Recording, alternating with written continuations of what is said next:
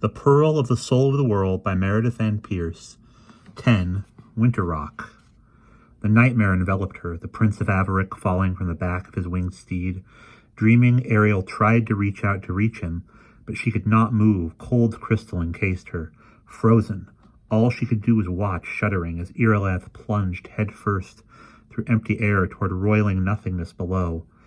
I shall have left you your wings, she thought wildly, despairing. His cry rang in her ears. Ariel! Abruptly she woke. Something huge and scaly crouched beside her, plucking at her gown with its knife-like claws. With a scream, she started up, scrambling back, then stopped herself. The creature before her was not the great monstrous thing she had thought at first, but small and covered with mangy gray down. Illusion cloaked it in a phantom shape, but the pearl now showed her its real form, a long-limbed rat-like thing. Ariel struck at it with the flat of her hand. It chittered, blinking at her with bright red eyes before scuttling away. Surely it belonged to the witch. Ariel scrambled to her feet and started off again. She felt stronger now. A trace, wan yet, but by and large, the pearl had restored her. Through Aaron, she sensed the army, many miles away, breaking camp and proceeding with all speed toward the mare. Catching a glimpse of Irelath as he marshaled his mother's eastern forces, Ariel felt relief flooding her to find him safe despite her dream. Saber rode at the head of her western troops, apart from him. Though she sometimes gazed in his direction, the prince refused her so much as a glance. The sight now gave Ariel little joy. Saber's stricken face, after her cousin's rebuff hours earlier, had soured any sense of triumph. Often she journeyed. Ariel cupped one hand to her brow, hoping somehow to reach into the pearl with her senses and use its sorcery to help her unravel the mystery of Ravenna's cryptic instructions. Crush the witch's army, destroy her dark angels, and put the pearl into her hand. But how? How? Surely somewhere within the pearl the answer must lie. But all her efforts proved in vain. The ancient jewel remained opaque to her, its power beyond her grasp, and its gifts of light and nourishment, heightened perception, always unbidden, arriving without summons. Tempted nearly to despair, Ariel could only walk on. The parched ground soon grew more broken, cut by dry riverbeds. No plants grew but thirsty withered scrub. The waste was more desolate than any place she had ever known. Even the most drought-stricken lands of Westernese could not compare. And the waste was full of the witch's little nightmare creatures, cloaked in illusionary shape. All appeared at first glance to be monsters, but the pearl soon penetrated their guises, revealing them for the mere vermin that they were. It seemed they could not hide anywhere in the dead scrub, in the cracks. It seemed they could hide anywhere in the dead scrub, in the cracks. Initially, they dodged her gaze so that Ariel caught only glimpses. Soon, however, they grew bolder, until before many hours, she had a whole raft of them dogging her around the waist. Besides the long-legged rat creatures, whose great protruding front teeth met like those of a horse's skull, she saw odd mole-like beasts with dusty spotted fur, disguised by witchery to appear like ogres. Sometimes little snakes no thicker than her smallest finger hissed at her, mimicking basilisks. Once or twice a speckled thing resembling a huge moth fluttered after her till she swatted at it. Then it buzzed, a mere botfly, and shivered away. All of them had red orbs, featureless as glass. They were the witch's eyes, keeping watch on her, Ariel felt sure. Whenever she paused to rest, they crept closer, stealing up behind her to catch hold of her robe in their little teeth, though she could neither ignore them nor drive them far away. Ravenna's pearl enabled her to see their true forms beneath the witch's illusionary guises. Plainly intended to terrify, they annoyed her instead. She found their constant presence wearing, but not unnerving. The stars above wheeled ever so slowly. She knew that she had been walking half the month-long night. Irelanth and the distant army continued their convergent path with hers, halting only each dozen hours for food and a few hours' rest. Ariel herself felt no need now to sleep. In truth, she preferred not, considering what might come upon her unawares.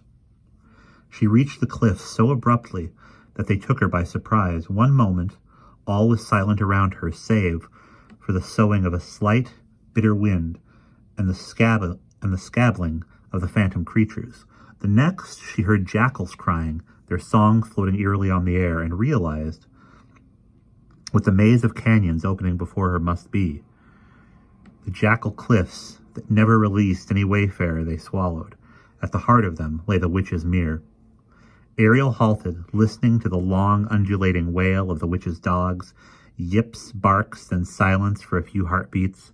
A single cry rose clear and falling, to be joined by another voice, then another and another, yet abruptly they stilted, to be followed by silence again. The loathsome creatures clustering around her were growing impatient. Some of them scrabbled ahead, then turned to twitter at her. Unseen jackals sang and withered on the wind. Realizing that once she entered there could be no turning back, Ariel stepped into the labyrinth. How long she wandered she had no way to tell. Only a ribbon of sky showed overhead. Without a horizon she could not judge how far the stars had turned. The pearl chose her way, distinguishing false trails from true and disregarding illusionary walls meant to confuse and conceal the path. An unexpected sense of loss overwhelmed her when she discovered she could no longer sense where the army was. The twisting canyon seemed to bar the pearl's link to the dark girl with the sword. Then the stone walls fell away on either side, and she was out of the maze. The jackals howled and hooted beside her. The creatures swarming about her ankles chittered and hissed. Before her lay a great flat stretch, tar-black, oil-smooth, without reflection, the mere. So this was the place where the Lady Silva's caravan had found itself trapped so many years ago. This spot where the boy Prince Ariel had been lured by his nurse to the water's edge and given to the witch. Ariel shuddered, picking her way through the bones that littered the bank.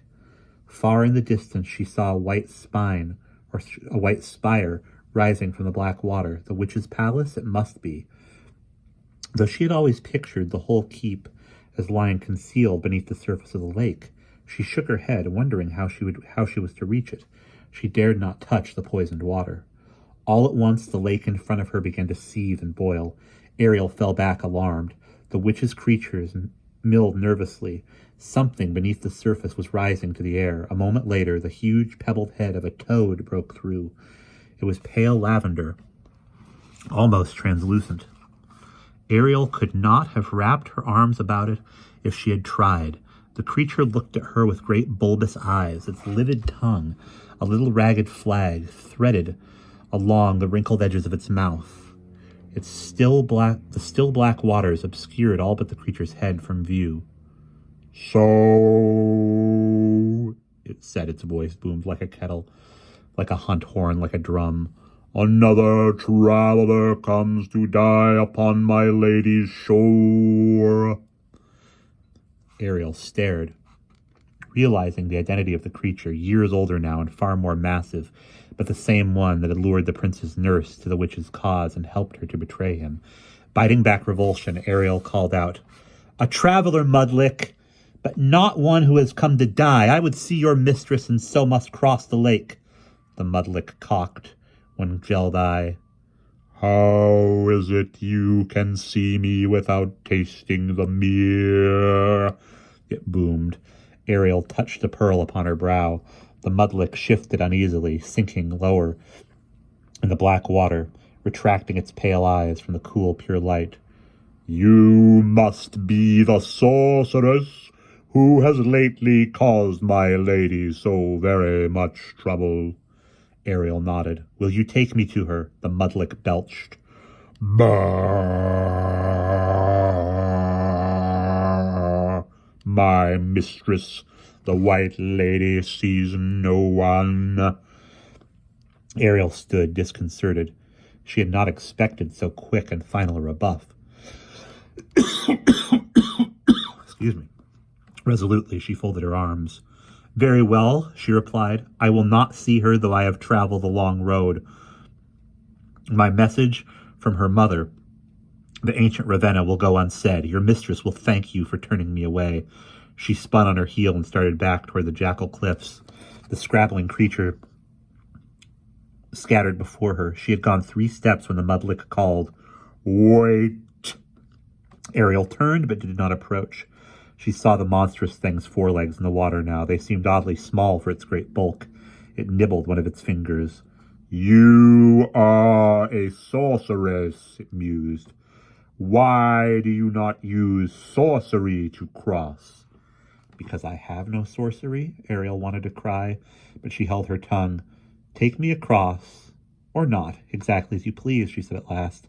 She had no more patience left. The Mudlick sighed and lapped its black poisonous waters.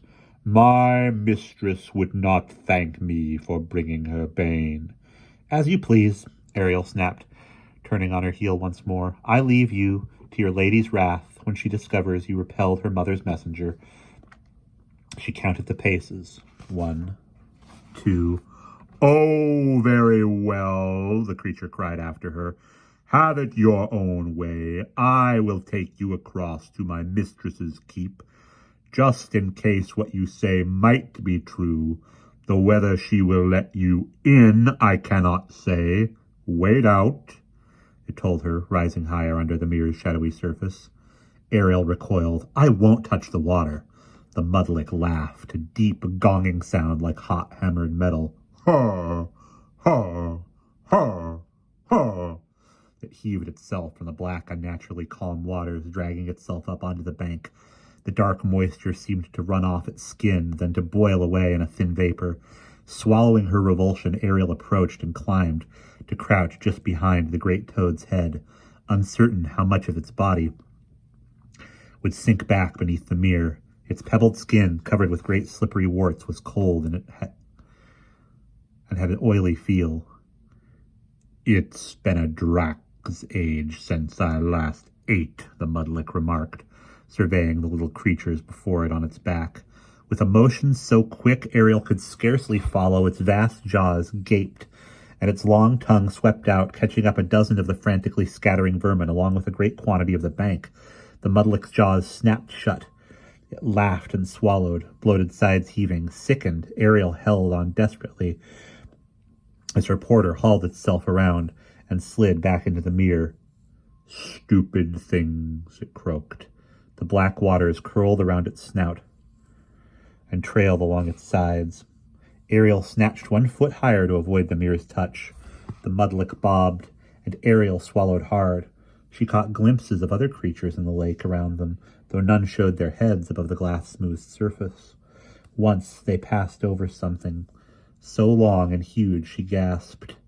"That is only a miragwint," the toad told her. "One of my lady's water dragons. She has 2, great enough to swallow ships. If you should fall in, little messenger, they will make short work of you." A vision filled Ariel's mind of the treacherous Mudlick rearing back to dump her into the teeming mirror for sheer sport. She clutched tighter to the great toad's back. "See me safe to the palace," she warned, "or you will answer to your mistress for it. I bear Ravenna's gift for her, more precious than my life." The Mudlick only laughed. Ariel realized it could feel her shaking.